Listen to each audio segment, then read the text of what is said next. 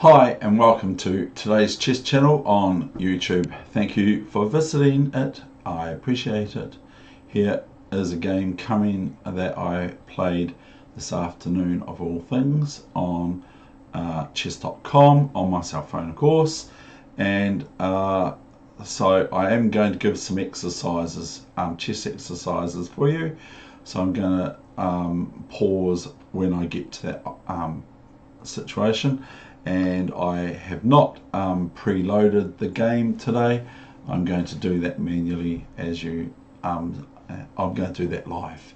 But here is a picture taken by myself with my camera, my digital camera back then, which was a really good digital camera, and then we'll get on to the chess, I promise. Was a really good digital camera, digital Axis, Canon Axis V, and so that was that cost way back then $1,500, and that was and then I got it cheaper because I knew the photo camera shop, the person there. So anyway, this is a photo taken with that very same camera back then, 2.1.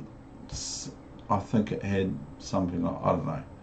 But here is a photo taken of Heather and my trip to Australia, where we're just going down the straight. And here, as you can see, some road cool. So anyway, here we go. Let's get into this. This is a French defense today played. So I played the normal e4. So here we go. This is the move I played first. And my opponent played e6, very normal, and I played d4 and d5, very normal, and I played e5. Now, according to one grandmaster of chess, obviously, that word from Judge Winder that he loves so much, according to that grandmaster, white is in a winning position. White has a one game. And however, as I've mentioned previously, after white's third move, black plays with their third move, and that's two T's and H's in a row. Very hard for Dutch parents or Dutch descendants to do the TH words. Anyway, so C5, and Aaron Nimzowitsch says that black's doing really well and white's doing not too good. So I played c3 here. Now, my opponent now played a move that looks like they're heading somewhere. So my opponent now plays knight e7. Now, this is not a move that I'm immediately accustomed with, but I'm thinking that black's going to put their knight out to f5 or to g6. So I now continue with knight f3. I try to keep things normal. And this is 5-minute chess, of course. What else is there to play in chess but 5-minute chess? There's nothing else. Suits all those people that like to be impetuous like me. So knight f3, and then I was thinking, well, my opponent will probably play here, or maybe here, or something like that, or queen out, or whatever. So my opponent now plays knight e c6, and that was, I think I have seen the knights doing this sort of maneuver before, but I just carry on business as usual with bishop d3, bishop d7, and now I get to actually castle, and here comes a5, and I think, well, I don't want future queen b6s and bishop b5s to exchange black's white squared bishop off, which is their weaker bishop. So I play a4, incidentally a move that I actually think is probably good against the Wade variation in this style of queen b6 and bishop b5. I think I used to play that as white when I'm white, which is very rare in a French defense. So here we've got a4. I've just played a4. So here comes queen b6. Maybe black's just consulted their book and said, hang on, the queen's meant to go to b6 and the knight on b8 is meant to go to c6. Not the other way around, but it's probably probably some grandmaster has come up with this maneuver, which definitely could make me think, what the heck's going on? So I just think, well, business as usual. I'm going to play this move here, which I quite like. And I've been playing this move since about 14 years old, or maybe even 13 years old, against an exponent of the French defence for black. So I've been playing this move inadvertently without realising that it later on became very, very popular through a grandmaster who says, or an international master who says, this is really good for white because white gives up a pawn on cd4, cd4, knight d4, knight d4, queen d4, and now there's no bishop checks or queen checks other than queen takes f2, for black here. So now, after knight f3, the queen has to move somewhere. So where does she move? She moves to b4. So what do I do next?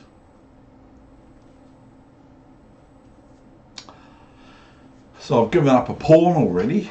What do I do next? And I have just coached my a new junior of mine, and I had gone over the game with him, Paul Carey's versus Alexander Kotov, and it's in the Battle of Chess Ideas book.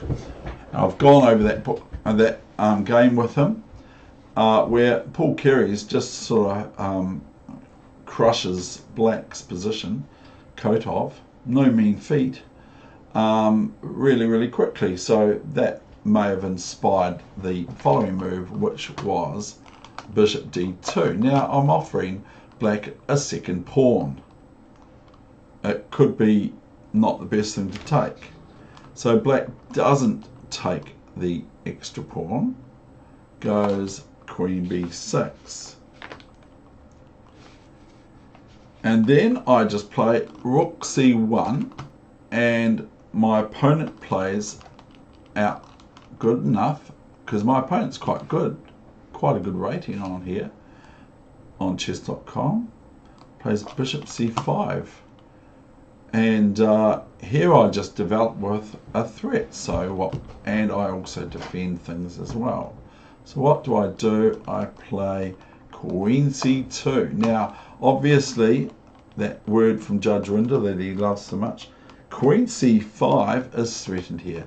So black is threatened with a loss of a piece. Now, knight a6 to defend the bishop on c5 will not do, according to my way of looking at it, because I'm going to remove that knight with my bishop and then look to see if I can safely take the bishop on c5 for free next move, depending on what black does. But my opponent here plays, after queen c2, plays bishop b4. Now the next move I play, I'm not saying it's the best move, but it seemingly intrigued me at this position and at this point. I now played not bishop b4 or bishop c3, or even maybe I can just play bishop e3, but I didn't play bishop e3, I didn't even play bishop f4 or h6 or e1. So I went bishop g5, and here comes h6. So I'm actually thinking of going here, and I know it looks really weird, but I was actually thinking of going queen here c8 check, which is all because of Paul Carey's treatment of Alexander Kotov, which, as I've said, is no mean feat. So I went bishop h4 here, and I'm not interested in other moves with the bishop, really, because I feel like I'm relenting. So here comes white is met now with castles, and I cannot take this pawn now on h7, which I could have done had I not played bishop g5. Then black would have had to do something about it, so I might have wasted time. In fact, maybe bishop e3 was better than bishop g5. So now what?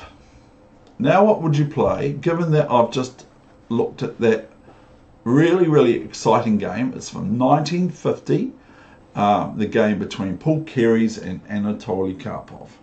No, not Anatoly and not Karpov, Alexander Kotov. Very easy to get those two mixed up because there are a lot of people with those names, which I highly respect. So what move would you play now? And these are from inspirational sorts of games that I've witnessed from even late grandmasters, like, you know, just about half a year ago I've seen some of these moves. So here I go, this move here. It's from the game Van der Wiel is black versus that Ginger Grandmaster, played G4 against him. So it's quite an inspiring move because G4 is kind of like a bit risky because yes, the king has less pawns in front of itself, and it opens up this diagonal maybe for the bishop something rotten, even to sacrifice the d4 pawn to get this diagonal open. But it's such a feisty move, and it's a move that can cause crackling in the ranks from your opponent. Here, in this case, black. So obviously, if I play g5, I'm going to be able to have this rook file open should I want to place a rook on g3 and another one on g3. I do have to watch out for this move too, but that's not a very good move. So after g4, we could have a look at that, but that will be distracting from the game. But here I would play queen takes rook, okay, and then bishop takes queen, and then rook takes bishop, and the only move for black is bishop f8, and then I can play bishop e7 or similar. And the only move for black there, other than rook takes bishop, is checkmate, is knight d7 or knight c6. Now, knight d7 is not as good as knight c6 because knight c6 is actually threatening the bishop on e7 of white's.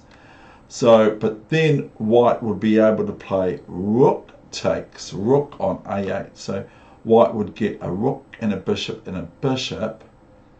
and black would still get that bishop. So I'd have to look into that further, but I'm not going to do that. What I'm going to do now is show you what my opponent played was, okay, now they're playing knight c6. And so I just pushed here, of course, and this provoked this knee-jerk reaction, hg5, and I played knight g5. Now hang on, now I say black's just taken on e5. Now what do I do? Now what would you play here for white? Now maybe the computer can find something very quickly, but I was looking at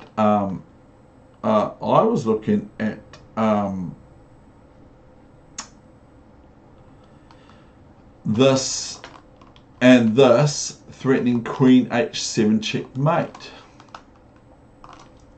So I play bishop h7, check, and king here. Now what?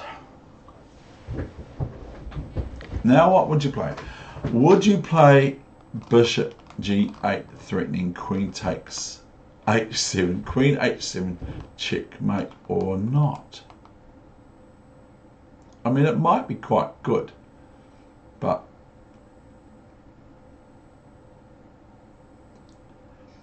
and if g6, I probably can get away with, because here black's threatened with just, it's actually quite good, I've just realised. So I can go, I can actually go here, bishop g8. But oh, that's right, my analysis is g6, but not knight g6, because knight g6 is no good because of bishop f7, and then knight h4 is not possible. So after bishop h7, I rejected bishop g8 here, as I believe g6 holds the position for black. So what do? I do a wee quiet move, and it looks like all trouble's going to break loose after that. So here I go, ready, set. It's a queen move, so we're not going to go here or here or here or here. We could if we would, and if we were allowed to, but we can't. And we're not going backwards or forwards or anything like that. We go queen e2. Now this is simply threatening queen h5 with diabolical effect. So we will flip the board, and we will now ask, what move would you play? In fact, I might ask Fritz. Can I ask Fritz? Oh, bishop e7 is not the move that Fritz played.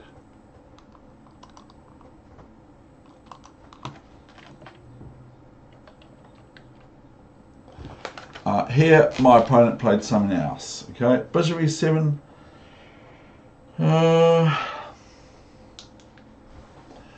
I think that bishop e7, queen h5 here, bishop takes g5, bishop takes g5, bishop takes g5.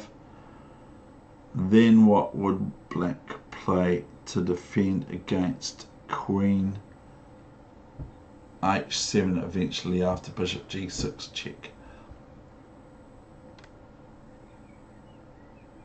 I'm not sure at this point. So I'm going to move ahead with the game, but here my opponent plays this move, okay? Then we flip the board. Now it's your turn. Now here, black is obviously threatening queen takes bishop, and also there's something else going on here which is not pleasant. So queen takes bishop. And remember, this is a 5-minute game, and I saw something here. So it might not be the best move in the world, but probably Fritz will play it too. We will check soon. So here I'm faced with what to do. My opponent is threatening, like I've said, queen g4, queen h4, and even queen takes knight if they so wish, and knight f3, knight takes queen if that was the position. So I have to think real quickly. Now if I go queen h5 here, then queen g4 will probably leave black in a 1 position, because black would merely swap the queens off, or white would, because if white leaves their queen on on h5 after queen g4 check, then black's going to snuffle white's queen on h5, if you get what I'm saying. So I have to come up with something, and it's not too hard to find, but there is consequences to this move. So are you ready for my move that I played? And I'm not saying it's the best move, but I will show you it first. Okay, and then I'll go back, and now I'll ask Fritz 11 the engine to ask what it plays. Bishop e4. So I haven't done that before because I've just done this here now. You can see Fritz has just been asked. So that is my move, bishop e4, which is what I play now. Bishop e4. I don't know if it's mucked the computer up. Now, I will ask you real quickly, what would you do if you're black now? So what would you do here for black? And these, I'm not a grandmaster, I'm not an international master or anything like that, but these are good for your chess at the end of the day to find the moves, even from the likes of my play. So my opponent now played a move that stops the queen to h5 check, okay? Plays g6, okay? Well done if you're up with this so far. So now what is my move? Because if I now move the bishop back, I see that I can either get queen g4 if it's check, other than bishop f3 or bishop g2, queen g4 check, or even, oh no, queen h4.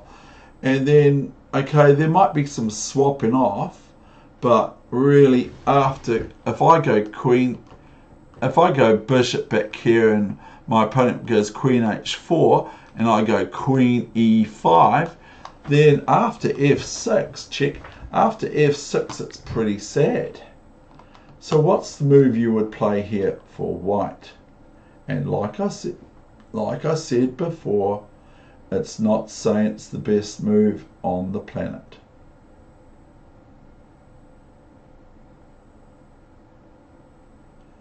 And I'm actually thinking there is other ways. It'd be interesting to see what Fritz reckons here, because I have found defense for black. So I played here, just to check, I played knight f3 here. Now, sadly for black reacted wrong. Now I believe that a better move than what black played is queen takes bishop on e4. So we've got engine, switch on. Have we got that switched on now? Yes. Now we're going to go knight f3. That's exactly what my opponent played. But I was thinking queen f3 is looking, queen e4 is looking quite good.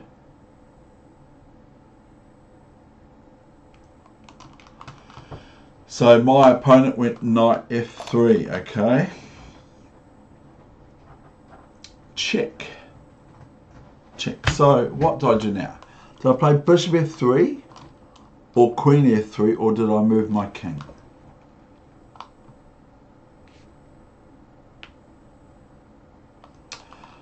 I went queen f3, and don't worry, it's not long till the end. Now I've got a big threat, always gets through, is bishop f6 check. So what an inspiration, looking at the bishop f6 check is pretty good.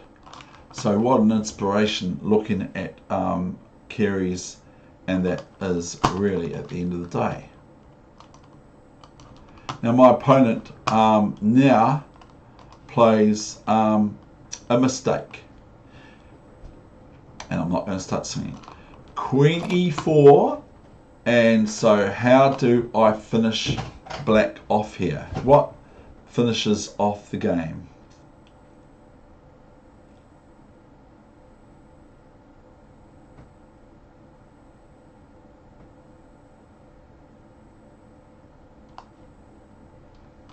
And so that will be the end of this session today.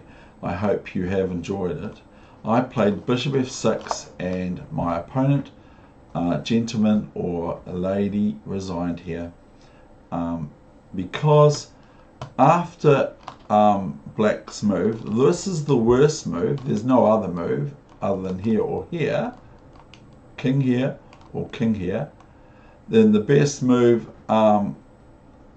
is here, because otherwise if king here, then I just go queen h3, and it's two moves till checkmate, not one, because black can interpose their queen on h4 just to stifle white. So the best move here after bishop f6 check is king g8, and then we have this move, which is really quite difficult to prevent.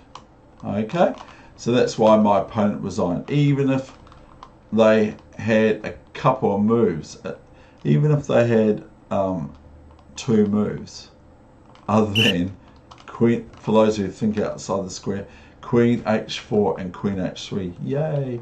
So that's the end of this session. I hope you enjoyed this 5-minute game. I certainly enjoyed it because I felt the inspiration from Ginger Grandmaster,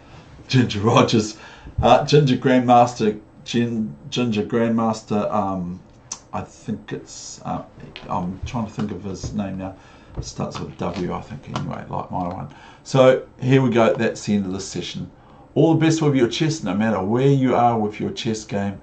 And I hope you have enjoyed this session for you today.